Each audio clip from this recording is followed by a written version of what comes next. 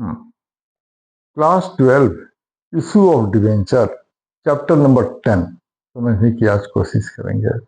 ये डिवेंचर जो होते हैं एक एक्नॉलेजमेंट ऑफ डेट होते हैं। कंपनी एक्नॉलेज करती है कि जिस पर्सन का नाम इस डिवेंचर में लिखा हुआ है उससे हमने एक लोन लिया है, एक फिक्स पीरियड के लिए लोन लिया है, एक फिक्स रेट पर लोन लिया है और उस पीरियड तक कंपनी उसी रेट से डिवेंचर होल्डर को इंटरेस्ट देती रहती है और जब वो पीरियड पूरा हो जाता है, मतलब जब मैच्योरिटी आ जाती है, तो कंपनी डिवेंचर को वापस खरीद लेती है, जिसको रिडेम्पशन कहते हैं। अब इशू ऑफ डिवेंचर 4 टाइप से हो सकता है। इसको एक चार्ट के फॉर्म में समझ सकते हैं, 4 पार्ट में डिवाइड कर लेंगे।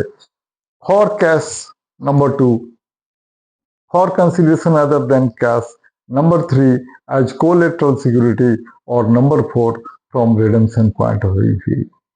अब issue of share debenture for cash भी 2 टाइप से होता है, इन लंप सम और इन इंस्टॉलमेंट्स। दूसरा केस होता है issue from for consideration other than cash.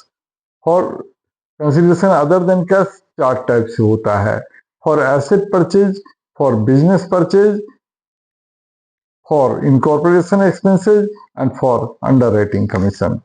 इसी तरह से issue of debenture as collateral security 2 type से इसका ट्रीटमेंट होता है, विदाउट जर्नल एंट्री और with journal entry.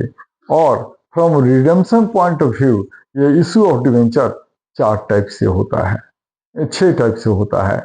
Issued at par, redeemable at par, issued at premium, redeemable at par, issued at discount, redeemable at par, issued at par, redeemable at premium, issued at discount, redeemable at premium, issued at premium, redeemable at premium। तो ये 6 type से issue होते हैं।